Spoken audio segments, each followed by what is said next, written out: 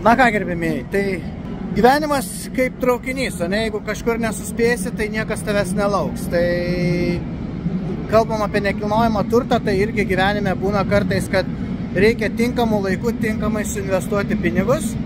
Pavyzdžiui, kaip šalis, kurios, pavyzdžiui, įsiveda eurą. Tai va, jau gruodžio 31 dieną bus per vėlu. Tai kam įdomu iš tikrųjų dar investuoti šalis, kur įsivedamas yra euras. Kviečiu jūs į seminarą. Jį darysiu lapkričio 19 dieną. Tai kalbėsiu iš tikrųjų apie nekilnojamą turtą, kodėl reikia investuoti užsienį, ne tik Lietuvoje.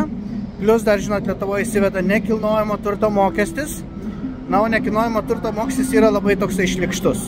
Kol įsigijom tą nekilnojamo turtą, jau reikėjo mokėti mokesčius, o to nekilnojamo tikslas yra atimti iš jūsų turtą. Tai yra pradžioje jūs apmokestinti, na, o jeigu jūs neturėsit pinigų, tai per nekilnojamą turtą galima atimti ir nekilnojamą turtą. Tai tiesiog reikia visada skaidyti investicijas ir žiūrėti, kur tie mokesčiai yra mažesni. Iki.